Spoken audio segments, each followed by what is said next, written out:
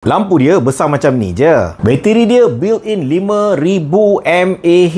Kaki camping sanggup ke beli lampu macam ni? Daripada jenama Wurkos. Belah bawah dia ni magnetic tail cap, artinya boleh dilekatkan pada mana-mana permukaan besi. Bahagian hook pun ada juga untuk buat gantung-gantung. Nak cas pun senang, type C cocok kat sini. Okey, jom sekarang kita tengok lampu dia. Atau dengan bahagian tombol atas dia ni, bila kita pulaskan, warna cahaya akan berubah daripada kuning pergi ke putih. Kita cerahkan, nampak putih jadi kuning sikit bang. Alamak. Boleh juga kalau nak kita tekan ni 3 kali.